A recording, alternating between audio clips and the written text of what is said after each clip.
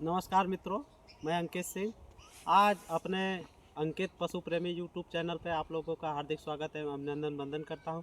आज हम प्रगतिशील किसान श्री योगेंद्र सिंह यहाँ आज पधारे हैं, जो कि उत्तर प्रदेश में मिर्ज़ापुर ज़िले से सीखड़ ब्लॉक से खानपुर गांव से हैं।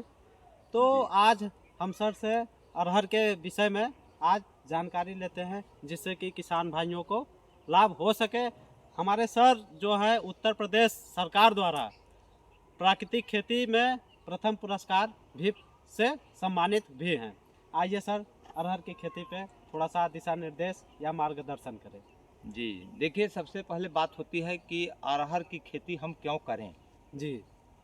पहले तो हमारे देश में जो दलहन है, हम बाहर से हमारा देश आयात करता है, तो हमारे देश में दलहन की कमी है। इसलिए किसान भाई थोड़ा सा समस्या आती है कि अरहर को नीलगाय वगैरह पशु ज़्यादा जो है, जंगली जानवर जो है ज़्यादा खाते हैं, तो इसके वजह चट कर जाते हैं। तो देखिए, हमारे यहाँ तो पूरा बाण लगा है, फेंसिंग लगा हुआ है। हाँ, फेंसिंग लगा है। है। तो फेंसिंग के अंदर जो है अपने थोड़े एरिया में लगभग 15-20 एरिया है, इसमें हमने अरहर की खेती किया है। तो सबसे पहले देखिए, अरहर की खेती करने के लिए आप किसी भी मिट्टी में कर सकते हैं। जी।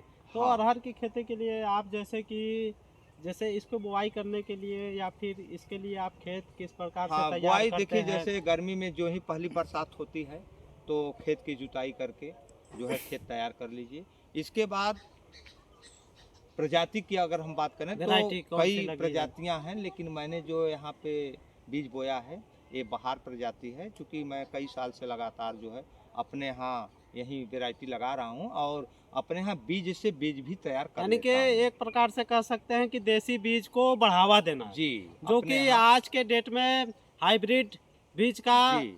चलन बहुत ज़्यादा हो चुका है। तो लेकिन सर हाइब्रिड में सर होता क्या है कि हाइब्रिड को पोषक तत्व की आवश्यकता बहुत ज़्यादा पड़ती जी है, जी। लेकिन हमारा अगर आपने देसी बीज तैयार कर लिया है तो देसी बीज को पोषक तत्व कम देना पड़ता तो है। देसी बीज को लगाने से क्या क्या फायदे हो सकते हैं, जैसे कि? फायदे तो यह हैं कि इसमें अगर आपका प्राकृतिक है, ऑर्गेनिक है या जैविक है, तो कीट पतंगों का प्रकोप कम कीट होता है। पतंगों का प्रकोप जी। कम होता है। उसके और साथ साथ उसमें हम अरहर जो बोते हैं, इसमें हमारे मिट्टी में कार्बन की मात्रा बढ़ती है। कार्बन की समझ रहे मात्रा हैं? भी बढ़ती है। हमें जो है दलहन से प्रोटीन मिल जाता है। तो जी। भाई दलहन तो एक प्रमुख भोजन भोजन के है, लिए खाद्य हाँ, आहार है। जी हाँ। इसके साथ साथ बुआई करने के बाद, वैरायटी लगाने के बाद आपने जी, तो इसका देखिए, सिंचाई प्रबंधन और जो खाद का यानी सबसे कि पहले मैन्योर एंड हाँ, फर्टिलाइजर का बुआई की बात प्रबंधन करें, है। फिर उसके बाद हम बात करते हैं बुआई। देखिए, दो तरह से लोग छिटकुआ विधि से करते हैं और कतार से कतार भी करते हैं। तो आप दोनों विधि से कर इसके लिए सकते बीज हैं। बुआई छिटकवा विधि में कम लगता है या फिर छिटकवा विधि में बीज ज़्यादा ज़्यादा लगेगा। लगता है, कि या लगभग कतार विधि में कम लगता है? हाँ, कितना लगभग लगता है? मान के चलिए कि आपका 15 से 20 किलो प्रति हेक्टेयर। हेक्टेयर 15 से 20 किलो हाँ, प्रति हेक्टेयर हेक्टेयर बीज छिटकवा आपका विधि लग में जाता लगता है। जी। लेकिन अगर जो आप कतार से कतार है, उसमें उस विधि में कम लगभग लगेगा, कितना लगता उसमें है? कम से कम 12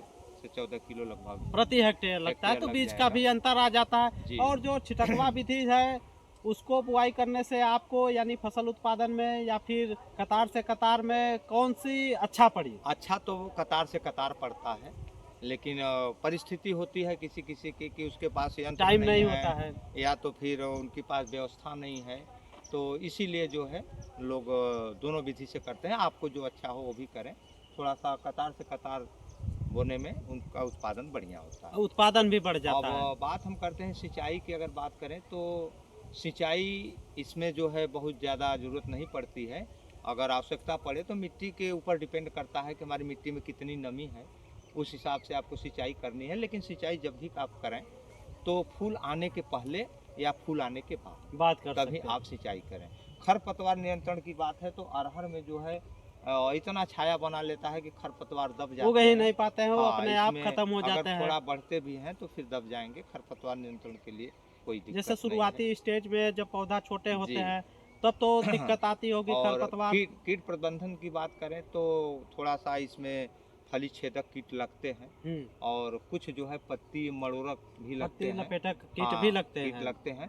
तो इसके लिए अपने यहाँ हम लोग जो दवा बनाते हैं कीटनाशक, वही दवा जो है इस पे अगले दो बार। वीडियो में, पिछले हाँ। वीडियो में चर्चा किए हैं, जी। जो कि कीटनाशक की आप पोषक तत्व जैसे बने हैं, जी, तो उसी उसी कीटनाशक का छिड़काव कर उपयोग देते हैं। यहाँ पे किया जाता है, जी जो कि इसमें यहाँ पे जो फसलें इस समय लगी है, ये रोग और कीट मुक्त है। जी, अभी यहाँ देखते पे हैं, अब तो कुछ नहीं है, बहुत ही शानदार पुष्पावस्था पे ग्रोथ आने भी वाली है, अब पुष्पन अवस्था पे आ आने भी वाली रहा है। है। आप देखिए किसी किसी में देखिए इसमें फूल आ रहा है। हाँ, ये देखिए, ये देखिए यहाँ पे इसमें फूल बस आने शुरू हो गए हैं। फूल आने के जो कली है, हाँ। वो बनने हाँ, शुरू ये हो गए कली हैं, कली बन रहा है, देखिए बन रहा है। आप देख सकते हैं यहाँ पे फूल भी आ चुका हाँ, है।